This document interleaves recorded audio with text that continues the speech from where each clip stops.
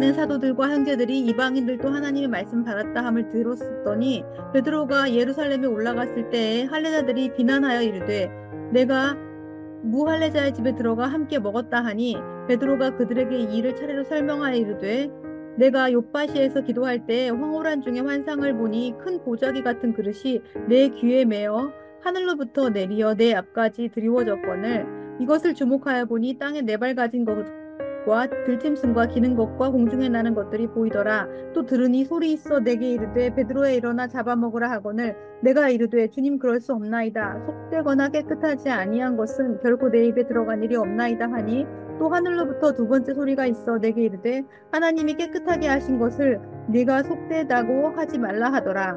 이런 일이 세 번 있은 후에 모든 것이 다시 하늘로 끌려 올라가더라. 마침 세 사람이 내가 유숙한 집 앞에 서 있으니 가이사라에서 내게로 보낸 사람이라. 성령이 내게 명하사 아무 의심 말고 함께 가라 하심에 이 여섯 형제도 나와 함께 가서 그 사람의 집에 들어가니 그가 우리에게 말하기를 천사가 내 집에 서서 말하되 내가 사람을 요바에 보내어 베드로라 하는 시몬을 청하라. 그가 너와 내 온 집이 구원받을 말씀을 내게 이르리라 함을 보았다 하거늘 내가 말을 시작할 때 성령이 그들에게 임하시기를 처음 우리에게 하신 것과 같이 하는지라. 내가 주의 말씀에 요한은 물로 침례를 베풀었으나 너희는 성령으로 침례를 받으리라 하신 것이 생각났도다. 그런즉 하나님이 우리가 주 예수 그리스도를 믿을 때 주신 것과 같은 선물을 그들에게도 주셨으니 내가 누구이기에 하나님을 능히 맡겠느냐 하더라. 그들이 이 말을 듣고 잠잠하여 하나님께 영광을 돌려 이르되 그러면 하나님께서 이방인에게도 생명 얻을 회개를 주셨도다 하니라. 오늘의 본문 속에는 예루살렘에서 있었던 작은 소동에 대한 기록이 담겨 있습니다. 과연 이방인들에게도 구원이 임할 수 있느냐? 유대인 교인들은 이런 의구심을 가지고 베드로와 논쟁을 벌이고 있습니다. 앞장에서 보았듯이 베드로는 이방인인 고넬료를 만나게 되었고요. 그 집에서 함께 먹고 마시며 복음을 전했습니다. 예루살렘에 있었던 교인들은 이 사실을 문제 삼고 있었던 것입니다. 예루살렘 교인들은 모두 할례를 받은 유대인들이었습니다. 그들은 예수 그리스도를 메시아로 믿고 신앙의 길을 가고는 있었지만 아직도 구약의 전통과 유대인의 율법적 삶의 방식에서 자유롭지 못했던 것입니다. 할례도 받지 않은 저 이방인들, 여호와의 율법을 알지도 못하는 저들에게도 구원이 주어질 수 있느냐, 그렇지 않느냐.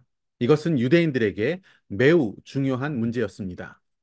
유대인들은 이방인 고넬료를 찾아가서 복음을 전한 베드로를 향해서 이렇게 비난했습니다. 오늘 본문 3절 보시면 이르되 네가 무할례자의 집에 들어가 함께 먹었다.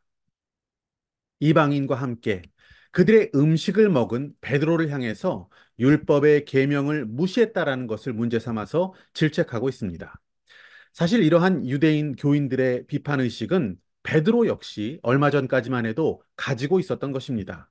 기도하는 중에 환상으로 보이신 그 흰 보자기 안에는 율법적으로 부정한 음식, 그것이 들어있어서 그것을 먹지 않겠다라고 버티던 사람이 바로 베드로 아닙니까? 그때도 베드로는 그의 전매 특허인 세 번의 부인, 하나님의 명령을 세 번 부인한 바가 있습니다. 베드로에게도 이 유대인의 전통을 버린다는 것, 그리고 이방인의 삶의 방식을 받아들인다는 것, 그들과 함께 한다는 것은 쉽지 않았던 것입니다. 율법의 금한 음식을 이방인들과 함께 먹어야 하는 것, 이것은 베드로에게도 그리고 다른 유대인들에게도 많이 어렵고 고통스러운 것이었구나라는 것을 알 수가 있습니다. 그렇게 베드로가 고넬료의 집에 머문 그 사건으로 인해서 예루살렘은 신앙적으로 큰 갈등이 있었고 일대 혼란을 겪고 있는 중이었습니다. 아마도 이방인 고넬료의 집에 찾아가서 그의 가족과 교제하며 복음을 전했을 때 베드로는 아마도 이런 문제가 벌어지게 될 것을 예상했을 것 같습니다. 율법주의, 민족주의, 그리고 자문화 중심 전통에 갇혀 있었던 유대인들에게 큰 충격을 주게 될 것이다. 라는 것을 베드로는 이미 알고 있었지만 그의 마음, 그의 생각을 바꾸었습니다. 하나님께서 깨끗하게 하신 것을 네가 속되다 하지 말라라는 그 하나님의 말씀 가운데 지금까지 자신이 주장해왔던 자신만의 뜻, 자신의 삶의 방향, 굽히지 않았던 자신의 생각을 바꾼 자가 바로 베드로였던 것이죠. 유대인 교인들의 판단, 그리고 그를 비난하게 될 시선, 이것이 두려웠을 것입니다. 하지만 베드로는 이방의 구원이라고 하는 하나님의 선한 뜻을 따라서 그의 생각, 그의 마음을 바꾸었고 선교의 문을 열 수 있었습니다. 편견, 자기의 생각을 굽히지 않는 마음, 이것은 복음의 길, 구원의 길을 막아서는 무서운 결과를 초래하게 되기도 합니다. 예수님께서는 종종 유대인들의 회당에 가서 하나님 나라 복음을 전하셨습니다. 주님의 그 말씀에 많은 사람들이 감동하게 되었고 믿음을 갖게 되는 큰 영향력이 있었습니다. 한 번은 예수님께서 본인이 자라신 곳 나사렛으로 가시게 됩니다. 그리고 안식일에 늘 하시던 대로 회당에 들어가서 그들에게 고향 사람들에게 말씀을 전하셨죠. 그들은 주님의 말씀을 듣고 놀랐습니다. 그리고 큰 은혜를 누렸습니다. 하지만 이 사람이 요셉의 아들이 아니냐라고 하는 누군가의 말과 함께 갑자기 집단적으로 편견에 사로잡히기 시작했습니다. 그리고 급기야 예수님은 배척당하는 지경까지 이르게 됩니다. 그저 가난한 부모 밑에서 천한 직업, 몫으로 살아왔던 저 예수. 그 예수가 전한 말씀은 참으로 은혜로웠지만 그냥 거기까지였습니다. 그들의 편견은 예수, 구원자 예수, 메시아, 그리스도이시며 복음이신 예수를 그들의 마음에서 몰아내고 말았던 것입니다. 이 사람은 요셉의 아들이 아니냐? 이 사람은 목수의 아들이 아니냐? 지극히 세속적이고 인간적인 눈으로 그리고 자신들의 육적인 생각으로 자신들의 경험에 근거한 비교와 판단의 마음으로 돌아서서 그들은 복음의 자리에서 멀어져 가고 말았던 것입니다. 비판한다는 것은 정말 쉽습니다. 왜냐하면 비판은 자기가 알고 있는 것을 가지고 하면 되기 때문입니다. 그것이 바로 편견입니다. 이 편견은 예수를, 복음을 배척하게 만들고 복음의 길을 가지 못하게 하는 상황에 처하게 만드는 것이죠. 내가 주인인 사람, 편견에 사로잡혀 사는 사람입니다.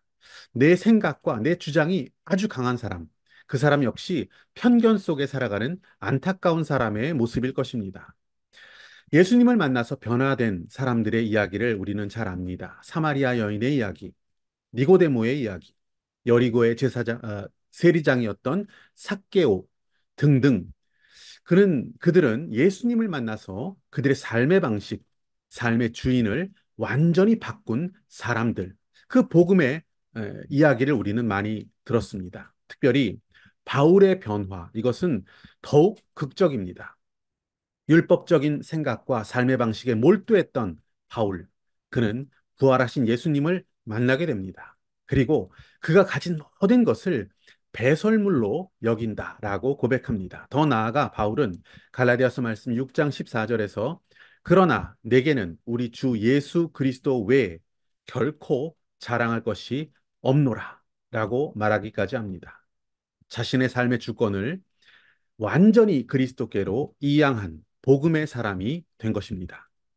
선입견과 편견으로 무장한 마음과 생각으로는 주님을 믿고 따라갈 수가 없습니다.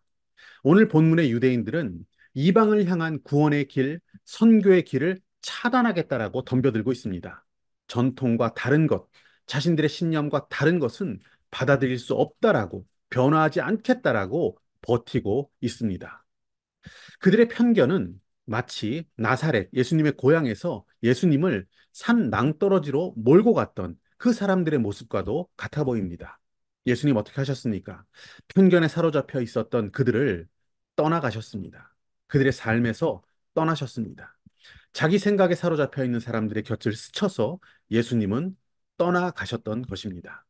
내 마음대로 살기를 원하고 내 기분 좋을 대로 내 유익만 생각하고 내가 주인이 되어서 내 마음대로 사는 자들의 삶을 스쳐 지나가는 분이 주님이라는 사실입니다.